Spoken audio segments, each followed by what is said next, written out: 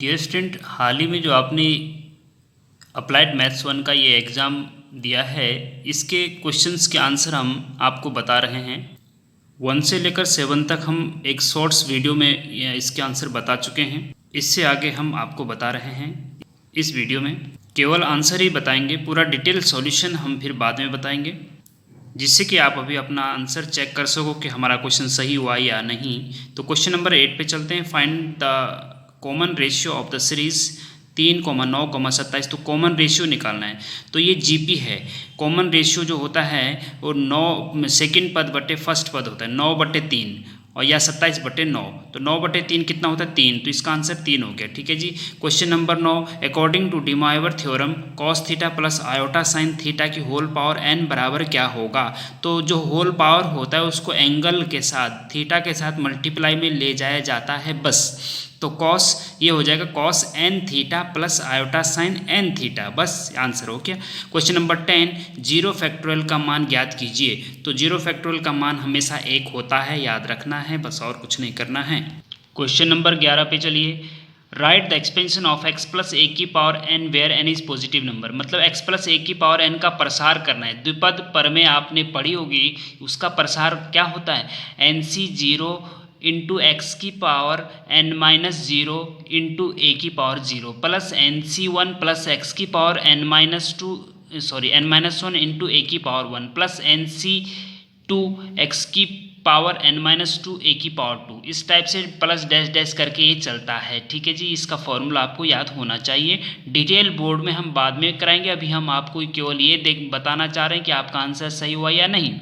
Question number 12, ए vector बराबर आपको 3i plus 4j minus के दे रखा है। तो ए वेक्टर का मापांक मॉड निकालना है। तो मॉड जो होता है ना, वो आई जे के जो कोफिशिएंट होता है उनका स्क्वायर करके जोड़ दो और अंडर रूट लगा दो। मतलब अंडर रूट 3 का स्क्वायर प्लस 4 का स्क्वायर प्लस -1 का स्क्वायर। तो 3 3 9, 4 4 16, 9 और 16, 25 और 1 26। तो अंडर रूट 26 इसका आंसर होगा बच्चों। क्वेश्चन नंबर 13 देखिए। दो सरल रेखाओं में लंब होने का प्रतिबंध क्या होता है? दो सरल रेखाओं के अगर एक दूसरे के परपेंडिकुलर है तो उनके स्लोप का मल्टीप्लाई हमेशा -1 के बराबर होता है। तो आपको लिखना था answer m1 m2 is equal to -1। ओके। इसी प्रकार से क्वेश्चन नंबर 14 पे जाइए कि A vector dot B vector बराबर क्या होगा? तो A vector dot B vector बराबर होता है mod A mod B cos theta. बस कुछ नहीं करना है, ये आपको पता होना चाहिए। अगर डिटेल लेक्चर आपने पढ़े हैं तो, डिटेल लेक्चर नहीं पढ़े हैं तो इस चैनल की प्लेलिस्ट में आप जाएंगे तो आपको हर टॉपिक के डिटेल लेक्चर एक साथ मिल जाएंगे। Okay. Question number 14, find out the value of root -49। मतलब अंडर रूट के अंदर -49 है तो इसको आप अलग अलग कर सकते हैं। √-1 इंटू √49, राइट। तो 49 का वर्गमूल तो 7 होता है। √-1 का वैल्यू आयोटा होता है, तो 7 आयोटा आंसर है भैया, ध्यान रखिए। क्वेश्चन नंबर 16 देखिएगा। z बराबर 2 प्लस आयोटा है, कॉम्प्लेक्स नंबर है। हाँ, तो मॉड z क्या होगा? तो मॉड z हमेशा जो होता है अंडर रूट के अंदर 2 और 3 का स्क्वायर करके जोड़ दो। मतलब under root 2 square plus 3 square, 2 दूना 4 और 3 3 9, 9 और 4 13, अंडर रूट 13 इसका आंसर होगा बस। Question number 17, if omega is the cube root of unity then 1 plus omega square बराबर 0 होता है। 0 इसका आंसर आता है, सीधी सीधी बात ही है। ठीक है जी। अगर ओमेगा आपने क्यूब रूट ऑफ यूनिटी पढ़ा होगा तो इसमें हम डिटेल लेक्चर हमने बता रखा है, उसका डिटेल लेक्चर आप कॉम्प्लेक्स नंबर की प्लेलिस्ट में जाके देख सकते हैं। क्वेश्चन नंबर 18 देखिएगा। एक्स की समीकरण हमेशा y बराबर 0 होती है, तो आंसर y बराबर 0 होगा, राइट। क्वेश्चन नंबर 19 कि find out the slope of the equation of the passing through the point -4,6 and 8,-3। इन दो बिंदुओं से होकर जाने वाली रेखा का ढाल ज्ञात करना है। तो ढाल जो होता है m बराबर होता है y2 - y1 बटा x2 - x1। तो y2 क्या है? -3 है, और y1 क्या है? 6 है, x2 क्या है? 8 है, और x1 क्या है? -4 है। बस उसको उस फॉर्मूले में लगा दीजिए, आपका आंसर आ जाएगा। क्वेश्चन नंबर 20, उस सर्किल की इक्वेशन बताइए जिसका सेंटर एच कोमा के है और रेडियस आर है। तो भाई जिसका सेंटर ये होता है और रेडियस आर होती है उसका जो इक्वेशन होती है एक्स माइनस एच का whole square plus y minus k का होल स्क्वायर बराबर आर स्क्वायर होता है। ये आपका आंसर है।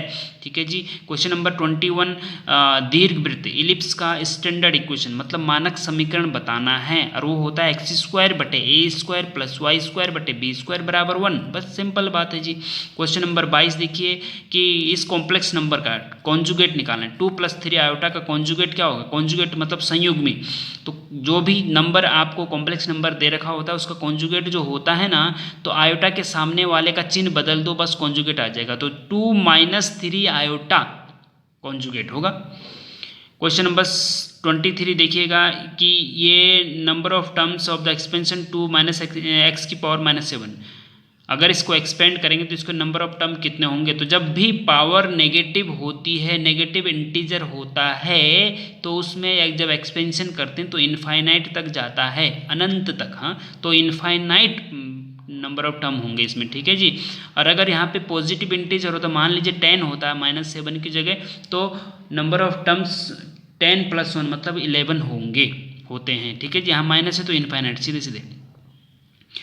Question number 24 value of NC0 + NC1 + NC2 + NCn equal to क्या होगा? तो सिंपल है कि इसको 2 की पावर n याद रखो। इसका डिटेल क्यों होता है 2 की पावर n, हम डिटेल लेक्चर बाइनोमियल थ्योरम का आप जाएंगे हमारी प्लेलिस्ट में तो वहाँ जाके आप देख सकते हैं कि 2 की पावर n क्यों होता है। सीधे सीधे आंसर इसका 2 की पावर n है बस। क्वेश्चन नंबर 25 लास्ट, देखो 2 मार्क्स के ही हमको आंसर बताएंगे बच्चों। ठीक है ना। और जो सेक्शन बी है उसको, सेक्शन सी है उसको हम डिटेल सॉल्यूशन करके आगे आपको बताएंगे। Right. Question number 25 prove that cosec square theta into tan square theta is equal to sec square theta बताना। तो cosec स्क्वायर थीटा को 1/sin स्क्वायर थीटा लिख सकते हैं और tan स्क्वायर थीटा को sin स्क्वायर थीटा बटे cos स्क्वायर थीटा लिख सकते हैं। साइन से साइन कट जाएगा तो बचेगा 1/cos स्क्वायर थीटा और 1/cos square theta. sec square theta होता है। तो बस हाँ, आंसर आ गया। तो इस प्रकार से आप इन 25 क्वेश्चन के आंसर अपना चेक कर लीजिए। अगर इसमें से 20 क्वेश्चन आपने सही कर दिए हैं तो आप आसानी से पास हो सकते हैं। बचे बात आपकी सेक्शन बी और सी की, इसको हम डिटेल लेक्चर में आपको बताएंगे। इसी प्रकार की और इम्पोर्टेंट वीडियोस के लिए आप चैनल को सब्सक्राइब करें और ज़रूरतमंद को शेयर करें और लाइक और कमेंट करें। Thank you.